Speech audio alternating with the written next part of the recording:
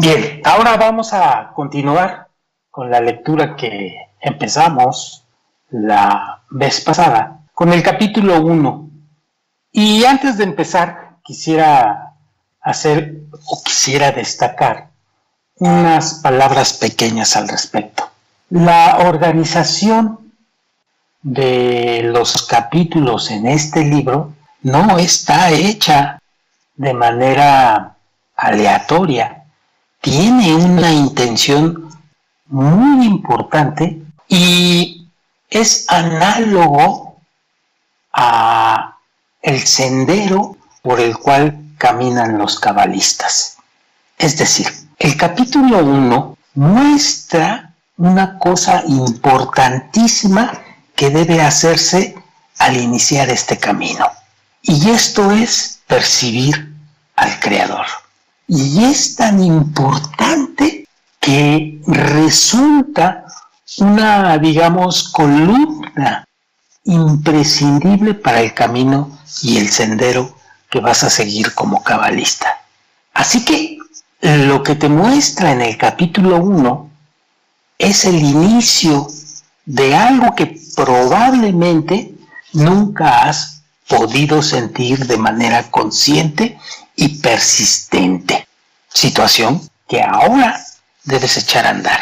Así que si eres una persona que todavía cree que no hay un ser superior, te va a costar más trabajo o simplemente te va a expulsar del sistema de la Kabbalah.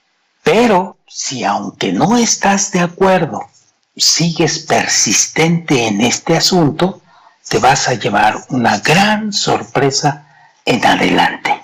Con esto vamos a comenzar con el capítulo 1. Percibir al Creador.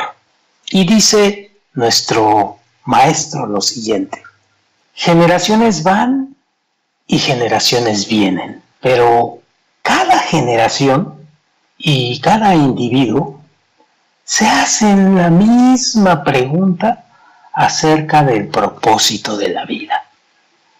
Esto sucede especialmente en tiempos de guerra, en tiempos de sufrimiento global y durante periodos de desgracia que acontecen a cada uno de nosotros en algún momento de nuestras vidas.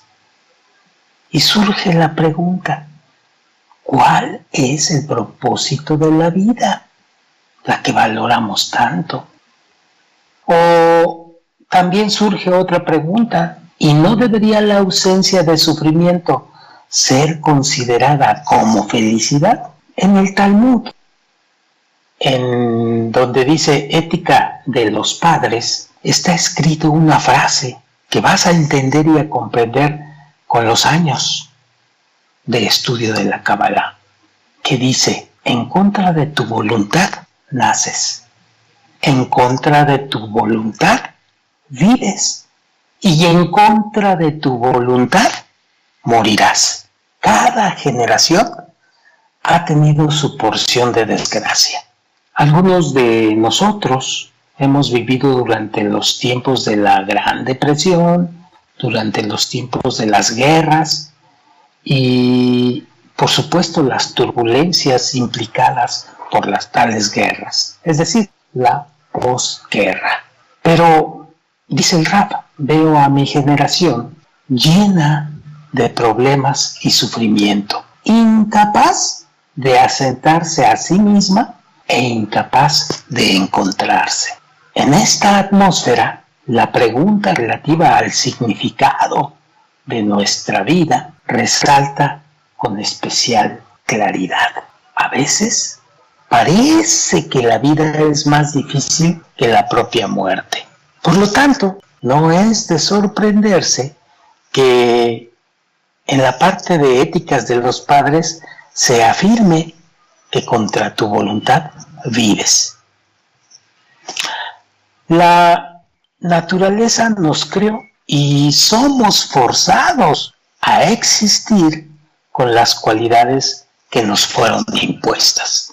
Es como si fuésemos tan solo seres semi-inteligentes, es decir, inteligentes solo al grado en el que estamos conscientes que nuestras acciones están determinadas por nuestras características y cualidades inherentes y a la que no podemos oponernos.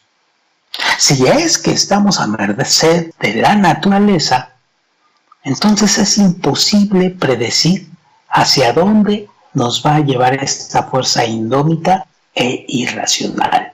Nuestras naturalezas son las responsables de generar constantemente conflictos entre individuos y conflictos entre naciones enteras, que como animales salvajes se involucran en una lucha feroz de instintos. Sin embargo, en el subconsciente no podemos aceptar esa clase de comparación entre nosotros y, digamos, las bestias primitivas. Pero si la fuerza divina que nos creó realmente existe, la pregunta que surge es: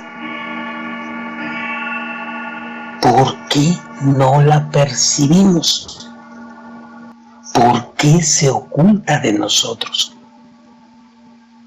Si supiéramos que esta nos exige, seguramente no habríamos cometido esos errores en nuestras vidas, por los cuales somos, como entrecomillado, castigados con sufrimiento. Y destaca mi maestro lo siguiente: ¿cuánto más fácil sería la vida si el Creador no se hubiese ocultado de los seres humanos, sino que fuera claramente percibido y visto por todos y cada uno de nosotros? Entonces, seguro que no tendríamos ninguna duda de su existencia y podríamos observar los efectos de su providencia sobre el mundo que nos rodea. Conoceríamos la causa y el propósito de nuestra creación. Veríamos claramente las consecuencias de nuestros actos y, por supuesto, su respuesta a ellos. Podríamos discutir todos nuestros problemas en un diálogo con Él, con el Creador. Pedir su ayuda, buscar su protección y consejos, presentarle nuestras aflicciones y pedirle que nos explique por qué nos trata de esa manera. Por último, le pediríamos consejos sobre el futuro. Estaríamos en contacto con Él constantemente, corrigiéndonos a nosotros mismos de acuerdo a sus recomendaciones. Y ya al final, Él estaría satisfecho y nosotros también. Tal como una criatura está consciente de quién es su madre desde el momento de su nacimiento, de igual forma estaríamos conscientes del Creador. Aprenderíamos la manera correcta de vivir por la observación de sus reacciones a nuestros actos e incluso a nuestras intenciones. Percibiríamos al Creador tan cercano como una madre, ya que lo veríamos como la fuente de nuestro nacimiento, como nuestro progenitor y como la causa de nuestra existencia y de toda la existencia futura. Si lo anterior fuera así, no tendríamos ninguna necesidad de gobiernos, de escuelas o de educadores. La existencia de todas las naciones estaría esencialmente centrada en la maravillosa y simple coexistencia para una causa común y evidente a todos, es decir, nuestra unificación espiritual con el abiertamente visible y percibido Creador. Así pues, los actos de todos serían guiados por claras leyes espirituales llamadas mandamientos, todos las obedecerían, pues sería obvio que de no hacerlo significaría infligirse daño a sí mismos. Algo equivalente a saltar a una hoguera o a saltar desde un precipicio. Si pudiéramos percibir claramente al Creador y a su providencia, no habría ninguna dificultad en realizar las más duras tareas, dado que el beneficio personal derivado de estas sería evidente. Equivaldría a entregar todas nuestras pertenencias a un extraño sin pensar dos veces acerca del presente o del futuro. Además, esto no presentaría absolutamente ningún problema, puesto que el conocimiento del divino dominio nos permitiría ver las ventajas de actuar desinteresadamente, es decir, sin la búsqueda de algún tipo de gratificación. Así pues, sabríamos que estamos en manos del benévolo y eterno Creador. Solo imaginen cuán natural sería, y por supuesto, también cuán antinatural e imposible es en el presente estado de divina ocultación. Cuán natural sería el entregarnos completamente al Creador, rendir todos nuestros pensamientos y deseos a Él, sin reservas, y ser lo que Él quisiera que fuésemos. No tendríamos la menor preocupación por nosotros mismos y estaríamos completamente libres de pensamientos personales. De hecho, dejaríamos de estar conscientes de nosotros mismos, dejaríamos de estar conscientes de ese yo y transferiríamos todos nuestros sentimientos hacia Él, intentando acercarnos al Creador y viviendo según sus pensamientos y su voluntad. Y aquí destaca el Rab lo siguiente: de lo anterior debe quedar claro que el único elemento faltante en nuestro mundo es nuestra percepción del Creador. El logro de tal percepción debería ser nuestro único propósito en este mundo. Es el único objetivo, pues solo la percepción del Creador permite al individuo recibir ayuda, salvándolo de las calamidades de esta vida y de la muerte espiritual, concediéndole la inmortalidad espiritual sin tener que retornar a este mundo. Así pues, el método de búsqueda de nuestra percepción del Creador se conoce como Kabbalah. Nuestra percepción del Creador la llamamos fe. Sin embargo, de manera equivocada, a menudo creemos que la fe implica tantear en la oscuridad sin ver ni percibir al Creador. Y en realidad, la fe significa exactamente lo contrario.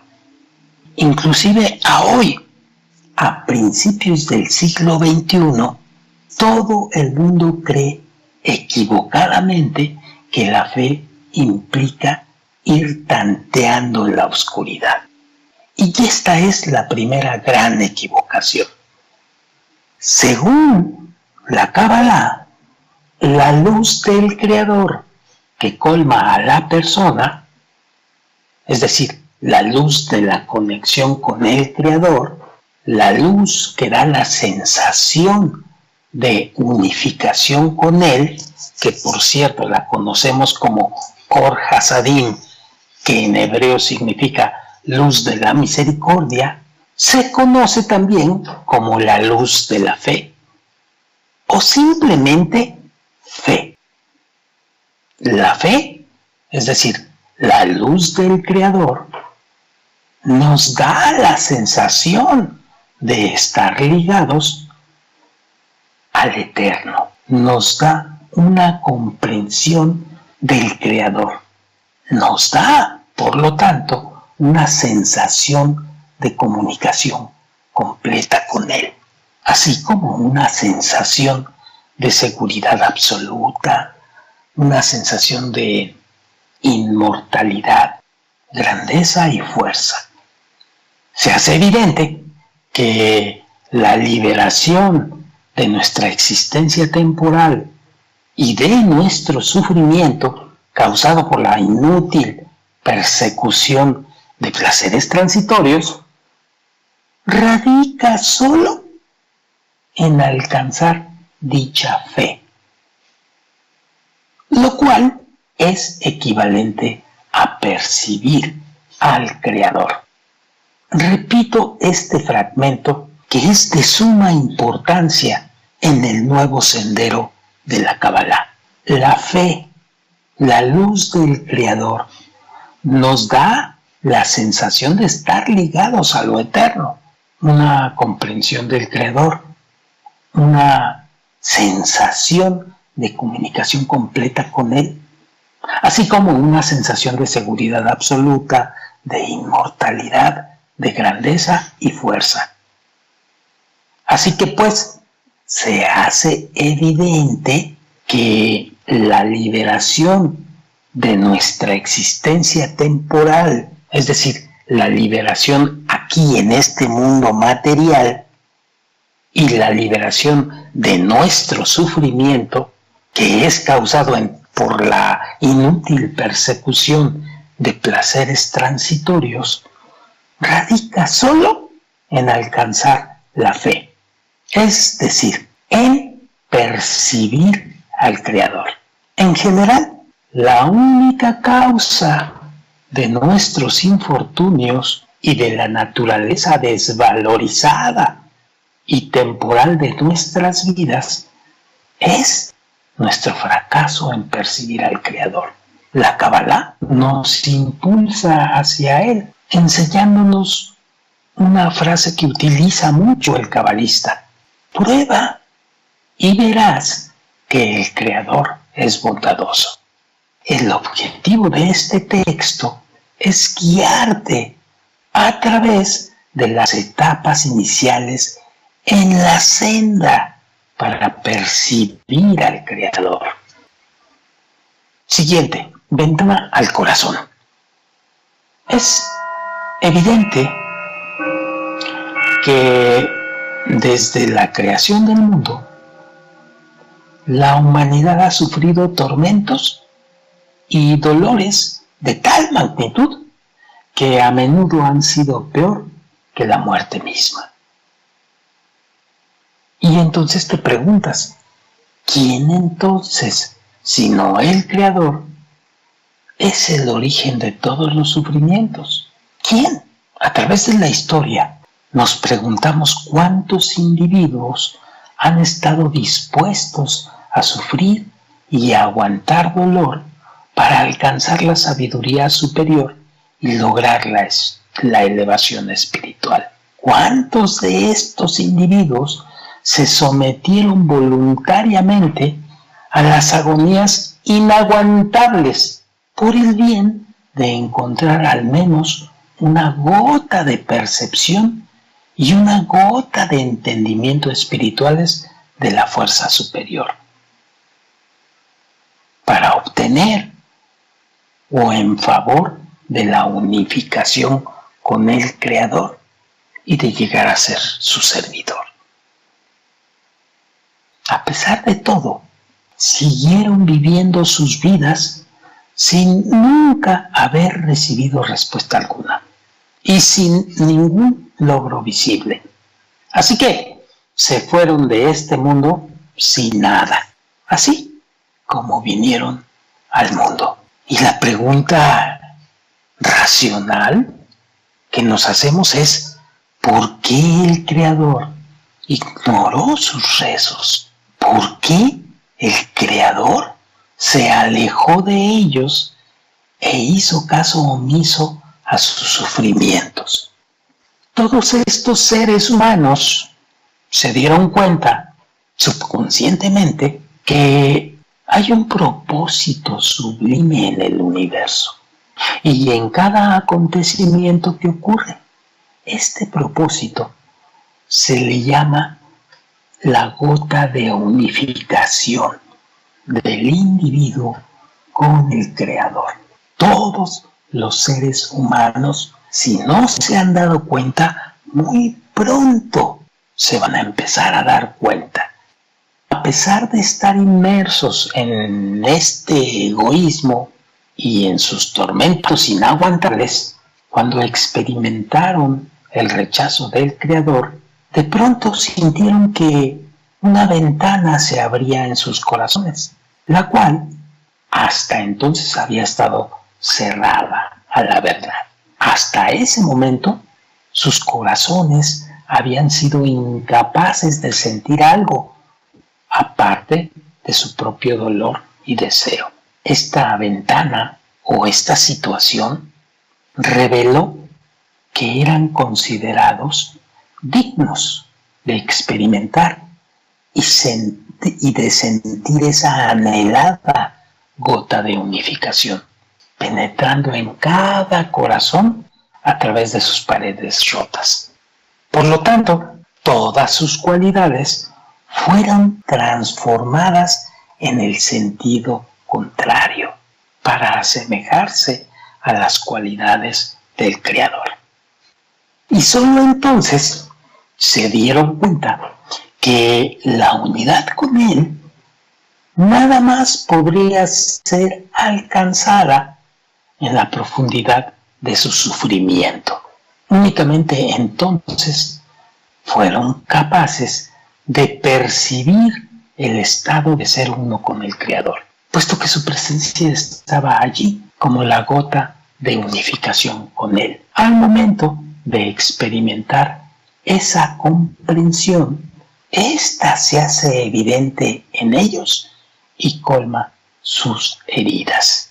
Les puedo decir que aunque no les guste, los cabalistas que iniciaron en el camino de la Kabbalah fueron personas así, normales, como todos, pero que llegaron a un punto en su vida de dolor y de sufrimiento.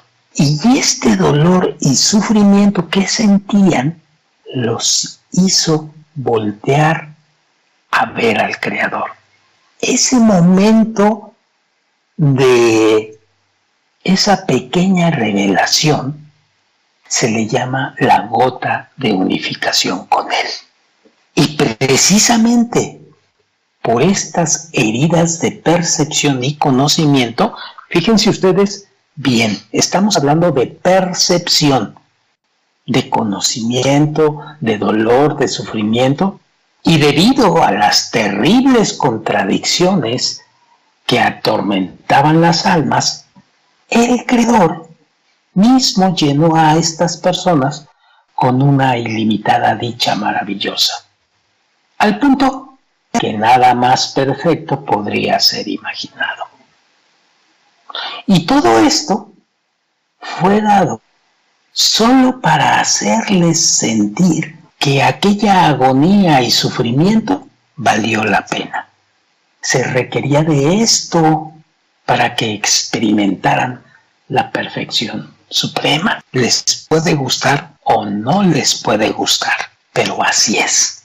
Y habiendo llegado a este estado, cada célula de sus cuerpos los convenció de que cualquiera en nuestro mundo estaría dispuesto a pasar esos tormentos inimaginables a fin de sentir, aunque sea una vez en la vida, la dicha de estar unido con el Creador.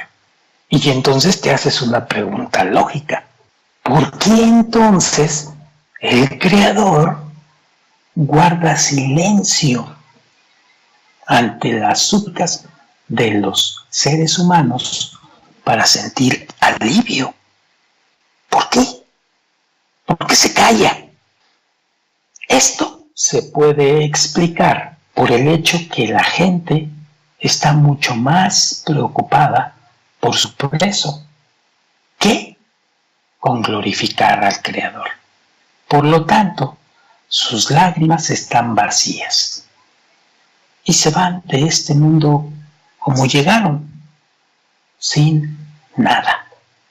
El destino final de cada animal es la extinción, y la gente que no ha percibido al Creador es como los animales.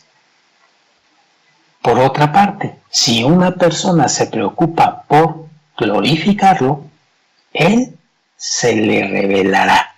Las gotas de unificación, es decir, el propósito de la creación, fluyen al interior de los corazones de quienes se dedican a la glorificación y al amor del Creador.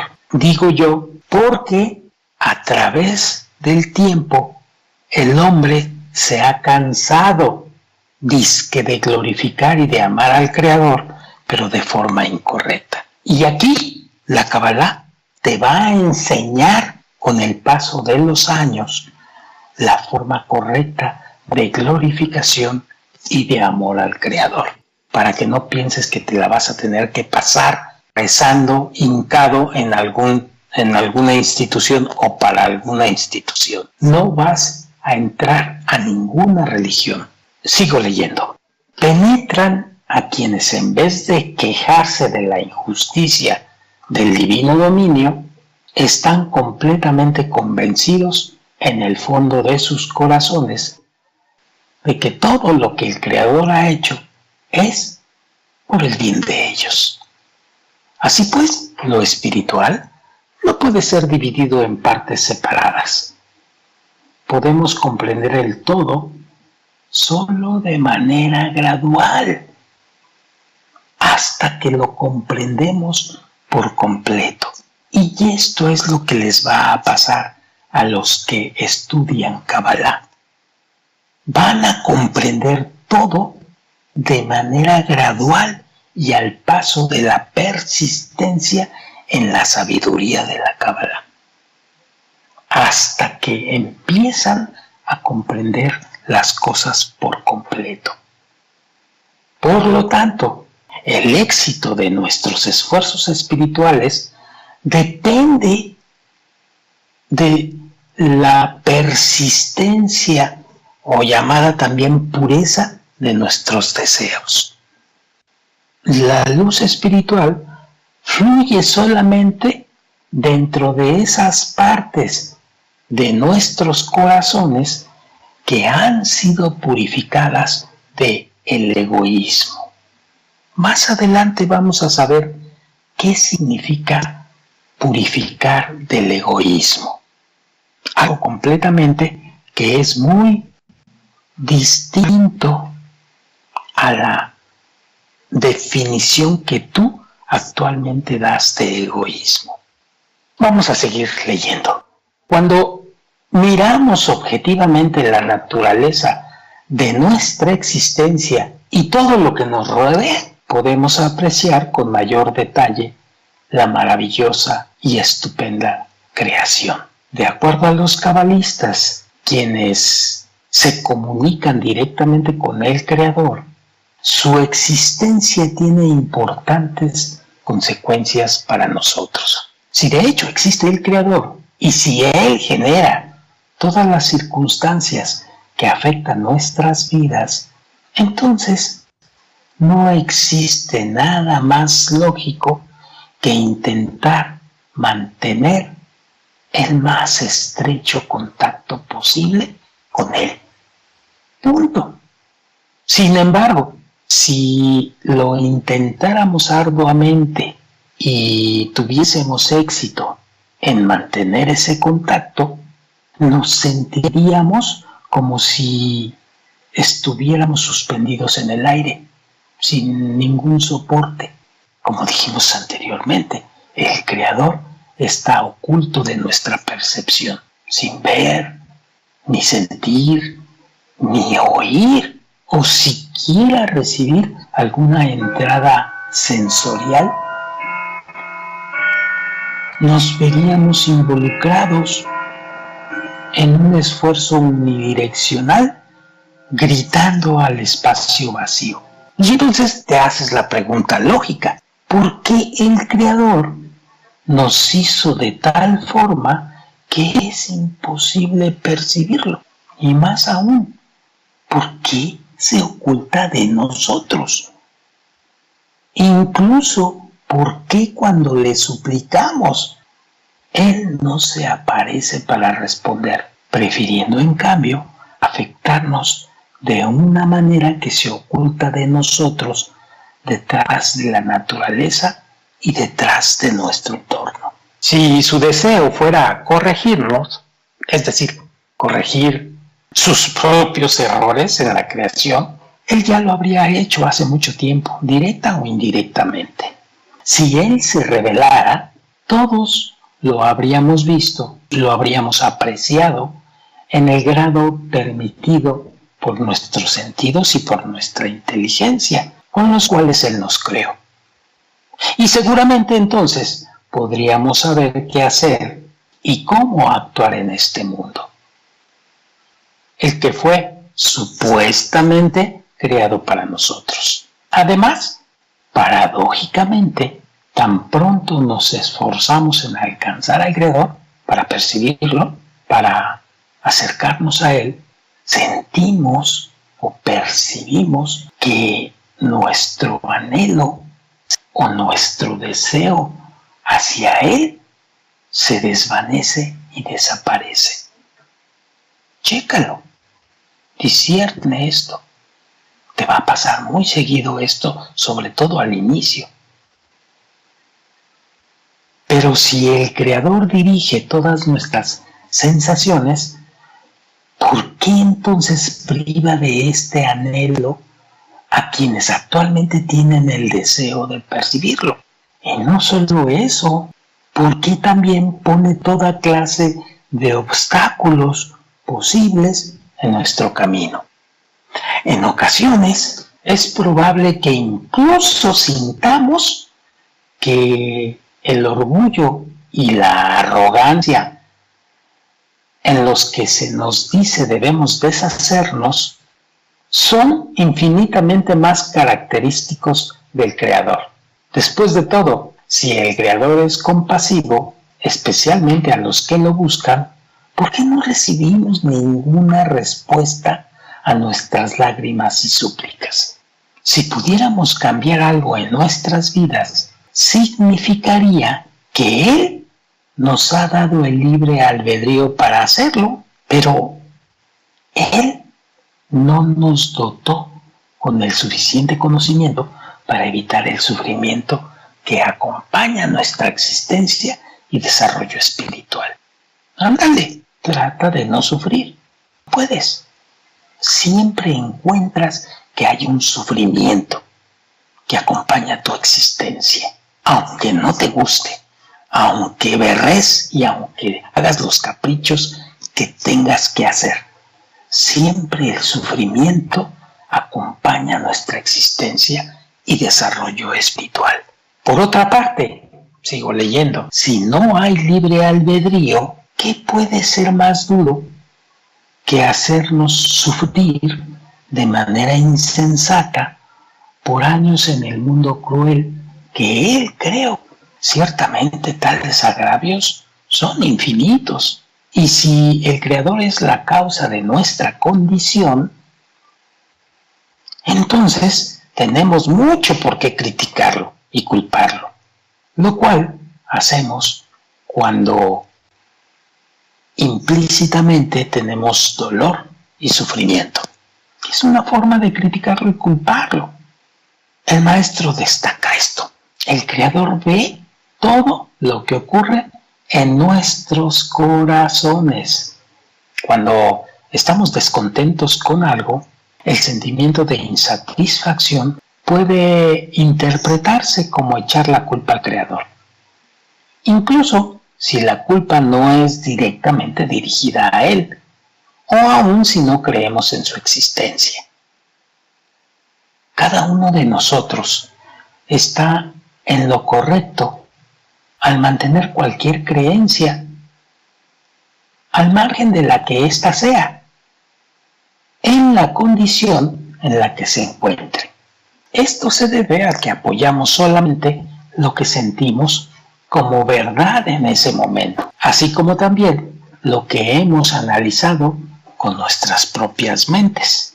Sin embargo, aquellos que tienen una vasta experiencia de vida saben de qué manera pueden cambiar drásticamente sus puntos de vista a lo largo de los años, inclusive a lo largo del día. Hoy puedes estar de acuerdo con una cosa, pero mañana ya no estás de acuerdo con ello. No se puede decir que antes uno estuvo equivocado, pero que ahora está en lo correcto. Es importante darse cuenta que el punto de vista de hoy puede que se compruebe sea el equivocado el día de mañana. Por lo tanto, las conclusiones derivadas de cualquier situación son correctas para esa situación en particular. Es más, puede que sean directamente contrarias a las conclusiones obtenidas en otras circunstancias. Así que, de la misma manera, no podemos evaluar o juzgar otros mundos o sus leyes basándonos en nuestro propio criterio actual, que es lo que el criterio de nuestro mundo nos da en este momento.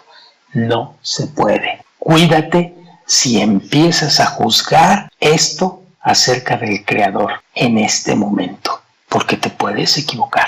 No poseemos inteligencia o percepción sobrenatural y erramos constantemente, aún dentro de los límites de nuestro propio mundo. Por lo tanto, no podemos sacar conclusiones sobre lo desconocido y mucho menos juzgarlo. Solo quien posee los requisitos y cualidades sobrenaturales puede hacer juicios correctos referentes a lo que existe por encima y más allá de lo natural. Aquel que posee ambas cualidades, las sobrenaturales y las nuestras, nos puede describir más cerca lo sobrenatural.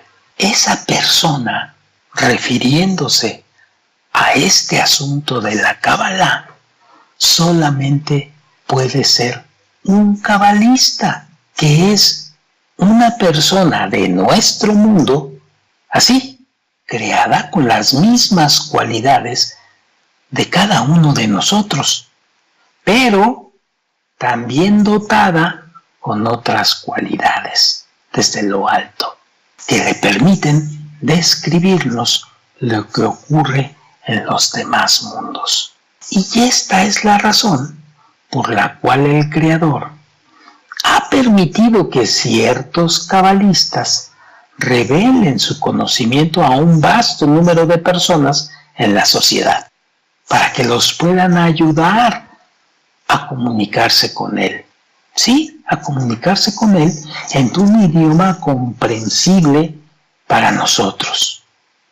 Así pues, los cabalistas explican que la estructura y la función del razonamiento en lo espiritual, es decir, en los mundos divinos, están basadas en leyes que son diferentes y totalmente opuestas en su naturaleza a las nuestras, a las de este mundo material.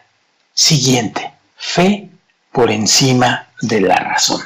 No existe un límite que separe nuestro mundo del divino, del mundo espiritual. Pero, dado el hecho que el mundo espiritual, de acuerdo a sus características, es algo así como un antimundo corporal, está situado tan lejos de nuestra percepción que desde el momento en que llegamos a este mundo, olvidamos completamente todo acerca de nuestra pasada anticondición. Es como si la vida nos juega un terrible problema, nos quita la memoria de todo. Olvidamos todo completamente. Naturalmente, la única manera de que los seres humanos perciban este antimundo es adquiriendo su esencia, adquiriendo su razonamiento y adquiriendo sus cualidades. ¿Cómo deberíamos alterar nuestra naturaleza presente, esa con la que naciste, a fin de adquirir una completamente contraria, que es la espiritual? Y la respuesta, que es una ley del mundo espiritual, se resume en 2 palabras: altruismo absoluto. Lo vamos a definir perfectamente bien durante mucho tiempo y se va a ir revelando esto durante mucho tiempo. No es el típico altruismo que conocemos en la realidad, así como no es el típico egoísmo que conocemos en esta realidad. Ya lo dijo el maestro. El mundo espiritual es completamente distinto y opuesto al material. Y estas 2 palabras, egoísmo y altruismo, no son la excepción. Entonces, comprenderlas es muy importante dentro del sendero de la Kabbalah. Sigamos leyendo. ¿Cómo podemos adquirir esta cualidad, refiriéndose al altruismo absoluto?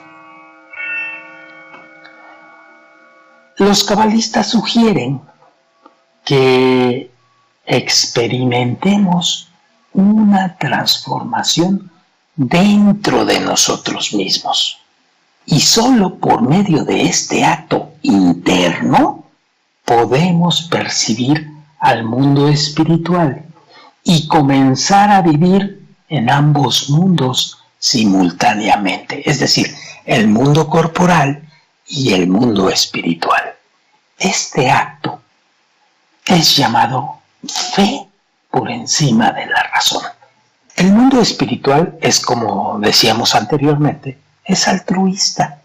Cada deseo y acción que existen en ese reino no son dictados por la razón humana o a lo que se le llama egoísmo, sino por la fe. Es decir, por la percepción del Creador. Si el sentido común que tú tienes y que ahorita estás utilizando fuera una herramienta vital para nuestras acciones, entonces parecería que no somos capaces de liberarnos por completo de nuestro propio intelecto. Sin embargo, dado que éste no revela cómo escapar de las circunstancias que el Creador ha puesto ante nosotros de una forma oculta, no nos ayudará este sentido común en resolver nuestros problemas. Es más, al contrario, permaneceremos a flote sin apoyo y sin respuestas lógicas a lo que nos sucede. Es decir, en nuestro mundo somos guiados solo por nuestros propios razonamientos. En todo lo que hacemos, la razón o lo que hemos llamado también el cálculo razonable, que es puramente egoísta, es la base de todos nuestros deseos y acciones. Nuestra razón calcula la cantidad de placer que esperamos experimentar y la compara con la cantidad de dolor o de esfuerzo requerido para lograr ese placer. Entonces, hacemos una operación mercantil, restamos uno del otro para calcular el costo y luego decidir si luchamos por tener placer o escogemos el no hacer nada y la tranquilidad. Tal acercamiento, entre comillas, razonable hacia nuestro entorno es lo que hacemos y que se llama fe, pero dentro de la razón. Y en este caso, nuestra razón determina cuánta fe utilizaremos. Y piénsale, disciérnele. Durante días si quieres o durante meses. Toda tu vida, toda, absolutamente toda, en este mundo material se basa en eso. En que realizas un cálculo para cumplir ciertos deseos y siempre estás calculando cuánto te va a costar de esfuerzo ese deseo. Si vas a tener suficiente beneficio del cumplimiento de ese deseo. O simplemente no mueves un dedo si el esfuerzo es mucho. Piénsale. Y todo, absolutamente todo en tu realidad es así. Y si estás a la mitad de tu vida, la otra siguiente mitad de tu vida así va a ser.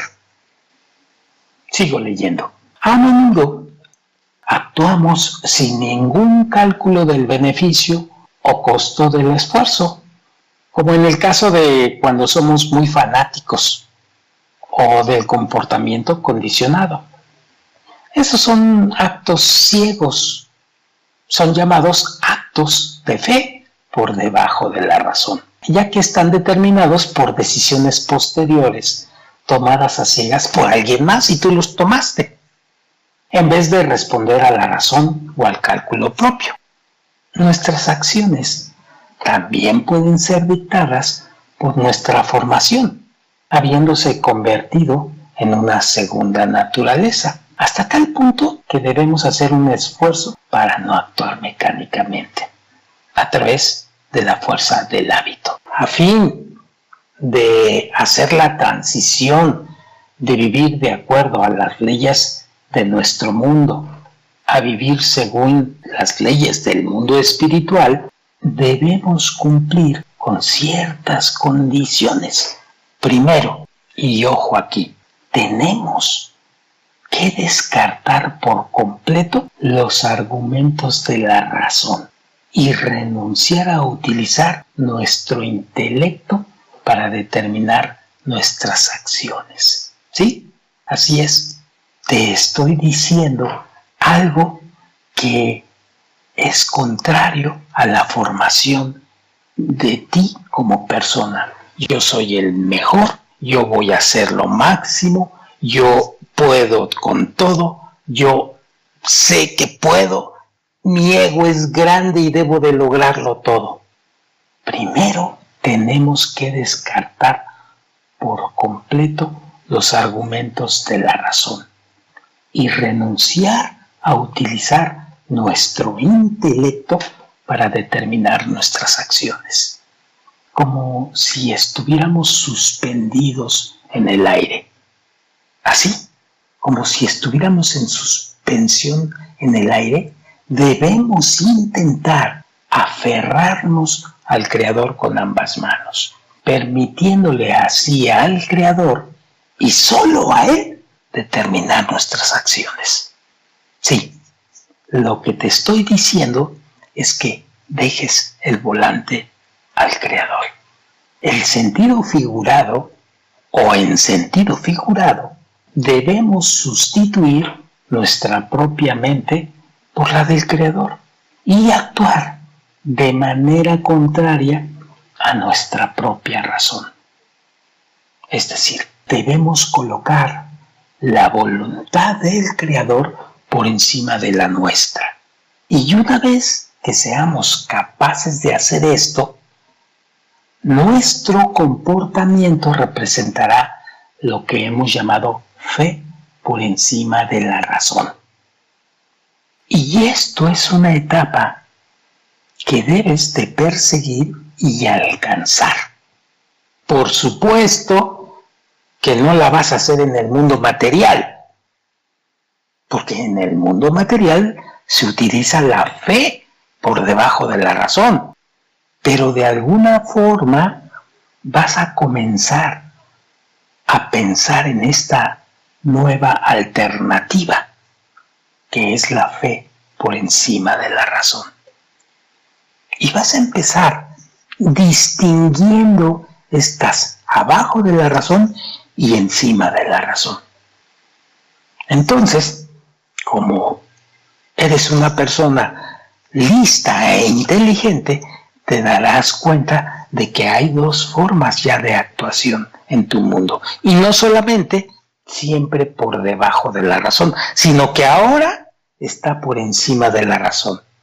Y que ahora esta fe por encima de la razón te dice, déjate llevar, déjale el volante al Creador.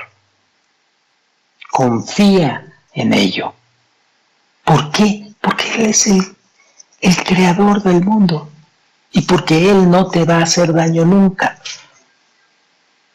Y entonces empiezas a valorar y a discernir sobre estos dos caminos. Y toda la vida los vas a traer encima, estos dos caminos. En cierto momento estarás pisando el mundo material y actuarás por debajo de la razón. Pero cuando estés pisando el mundo espiritual y cuando estés caminando el sendero espiritual, debes de utilizar esta fórmula: fe o percepción del Creador por encima de lo que diga mi razón. A pesar de que diga mi razón que es una locura, o que no lo crees, o que es imposible que suceda, ya verás, cuando empiezas a discernir sobre estos dos caminos, a pesar de lo que te diga tu razón, tú sigues persistiendo en seguir el camino que los cabalistas te están diciendo. No se trata de, digamos, desaparecer la razón o la fe por debajo de la razón, porque si intentas desaparecerla, vas a desaparecer su opuesto, que es la fe por encima de la razón. Al contrario, debes trabajar con ambas, discernirlas correctamente bien a ambas. Y este es un primer nivel en el sendero de la Kabbalah. Sigamos leyendo. La voluntad de suprimir nuestra propia razón y de ser guiado solo por el deseo de entregarnos al Creador va a tener un impacto muy fuerte en la formación de algo que llamamos vasija espiritual, en donde esa vasija es la receptora de todo nuestro entendimiento en la espiritualidad. Así pues, la capacidad de esa vasija, es decir, la capacidad de nuestra razón espiritual, es decir, la capacidad de dejarle el control al Creador, está determinada por la cantidad de razón terrenal egoísta que estamos tratando de suprimir, con el propósito de aumentar la capacidad de nuestros recipientes espirituales. El Creador pone obstáculos paulatinamente más grandes en nuestro sendero espiritual.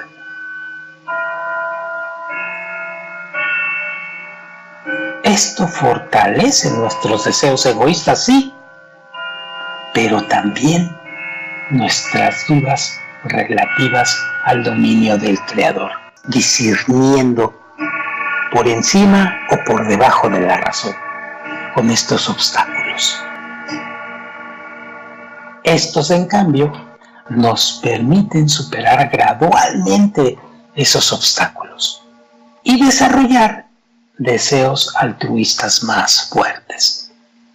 De esta manera, se nos brinda la oportunidad de incrementar la capacidad de nuestras vasijas o de los recipientes espirituales. Si pudiéramos mentalmente agarrar al Creador con ambas manos, es decir, si pudiéramos ignorar el enfoque crítico de la razón humana y regocijarnos con el hecho de que tal oportunidad se haya presentado, y si pudiéramos afrontar esta condición, aunque sea por un instante, veríamos cuán maravilloso es el estado espiritual. Ven y ve. Dicho estado puede ser alcanzado solo cuando hayamos logrado la verdad eterna, cuando hayamos alcanzado en base a estos ejercicios de inicio. Porque, como te habrás dado cuenta, el estudio de la ciencia de la Kabbalah se comprueba solamente no en algo exterior a ti, sino en ti mismo.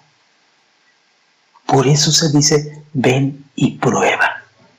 Y yo te digo, ven y prueba que si haces este discernimiento, verás inmediatamente cómo la verdad eterna se empieza a alcanzar. Y esta verdad no será alterada el día de mañana, como fue el caso de todas las creencias anteriores, porque ahora estamos unidos al Creador y podemos ver los acontecimientos a través del prisma de la verdad eterna. El progreso es sólo posible a lo largo de 3 líneas simultáneas paralelas. La línea derecha, que es la percepción del Creador, la fe, cuando tú logras inclinarte hacia la derecha dejándole el volante a él. Luego existe la línea izquierda, que es el conocimiento o lo que llamamos conocimiento y comprensión. ¿Qué significa el conocimiento y comprensión? Significa el discernir tu realidad. Sí, la que tú tienes actualmente, la que vas a tener y la que has tenido.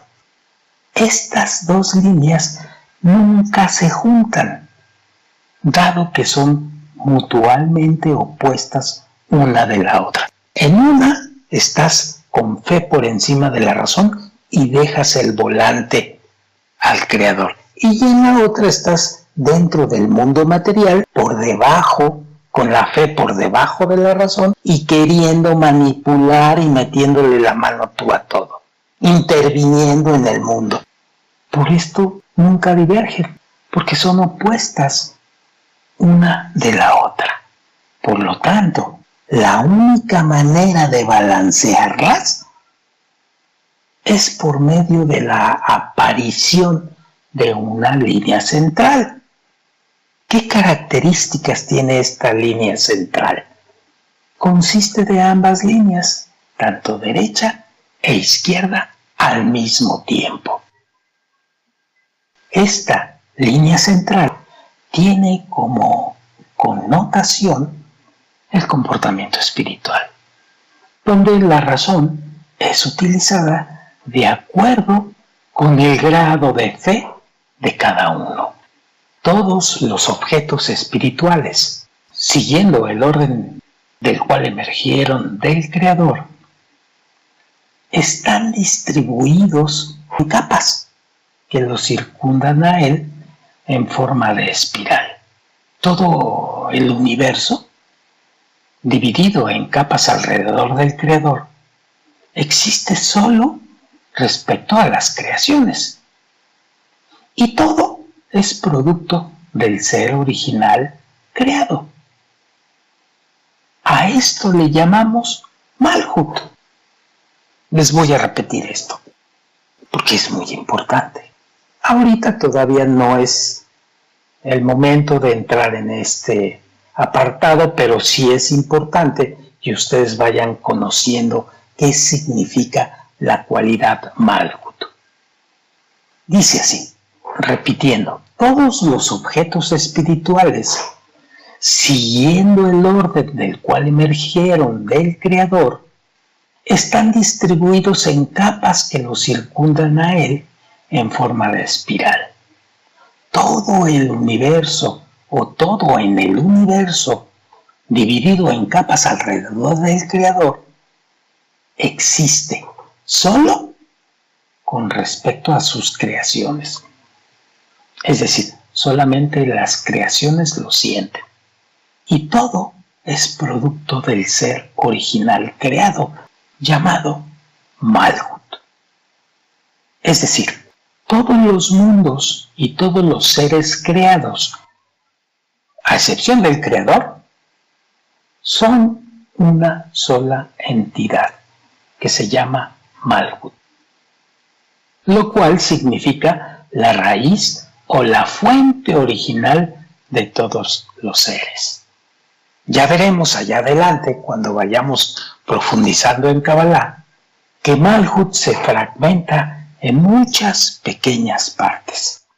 El total de los componentes de aquella Malhut se conoce como Shejinah, la luz del Creador, su presencia.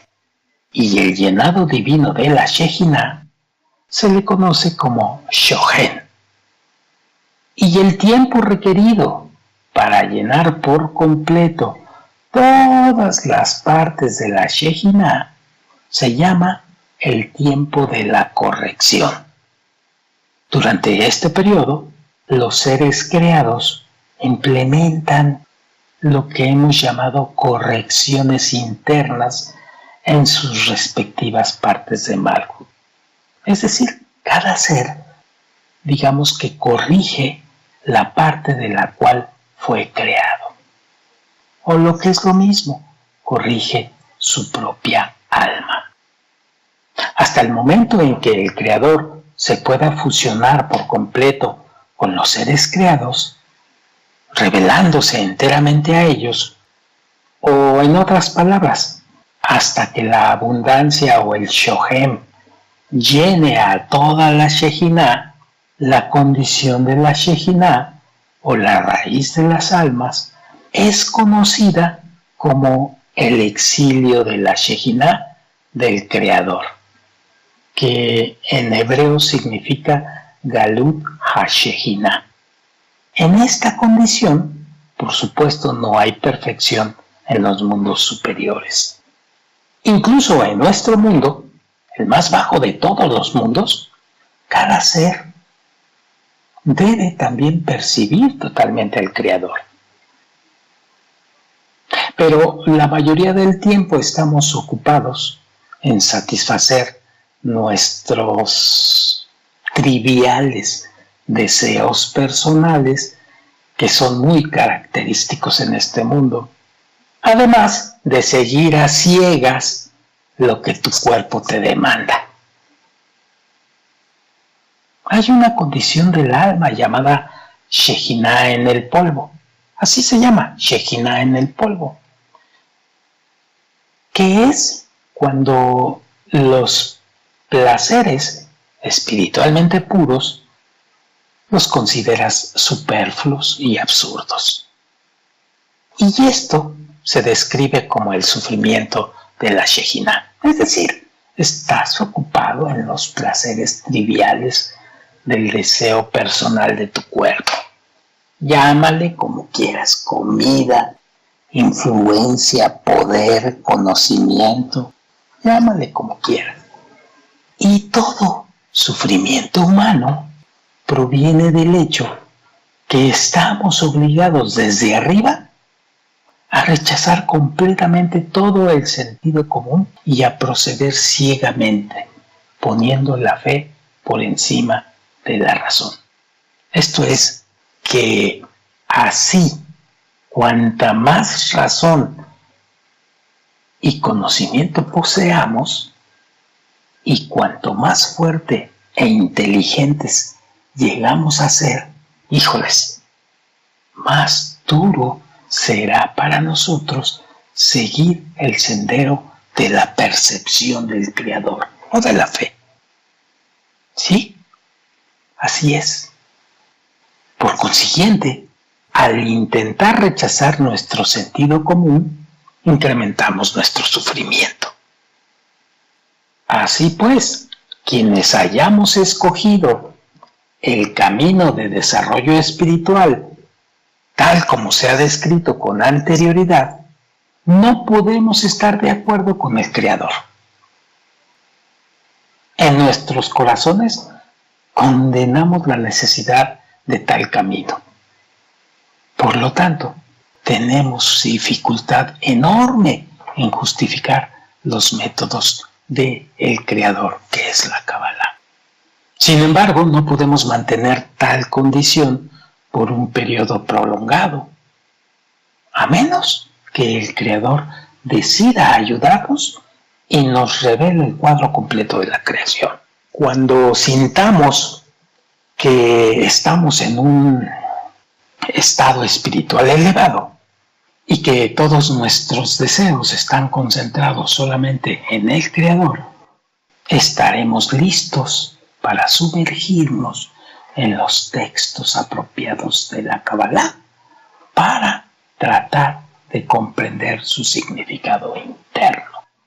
Y aunque sintamos que no entendemos nada, a pesar de nuestro empeño, aún así debemos continuar recurriendo al estudio de la Kabbalah una y otra vez y no desesperarnos si no logramos comprender el tema.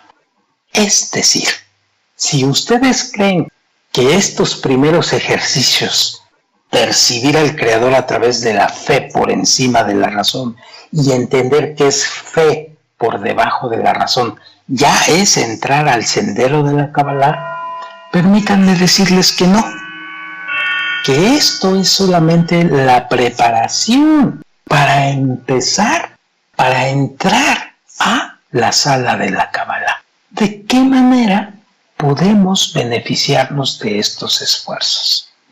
De hecho, nuestros esfuerzos por comprender los misterios de la Kabbalah son equivalentes a nuestros rezos. Entendido correctamente la palabra rezos, en los que pedimos al Creador que se nos revele. Este anhelo de vínculo se fortalece cuando buscamos entender los conceptos de Kabbalah. Es decir, empiezas a rezar correctamente cuando estás estudiando correctamente los conceptos de Kabbalah. No vayas a creer que te tienes que hincar y poner tus manos así como angelito y pedirle al Creador. No, eso no es rezo en Kabbalah. Tienes que entender los conceptos de Kabbalah y persistir en ellos. Y esta es la forma en la que rezas. La fuerza de nuestras plegarias está determinada por la fuerza de tu deseo de entender. En general, cuando invertimos esfuerzo por lograr algo, aumenta nuestro deseo de alcanzarlo. Eso lo sabemos perfectamente bien. La fuerza de nuestro deseo puede ser juzgada por cuánta escasez o sufrimiento sentimos ante la ausencia del objeto deseado. El sufrimiento no es expresado en palabras, pero vaya que lo sentimos en el corazón. Y ese sufrimiento es en sí mismo una plegaria. El tratar de buscar entender los conceptos de Kabbalah, por lo tanto, con su fuerte deseo, es en sí mismo una carencia que te hace más fuerte la plegaria.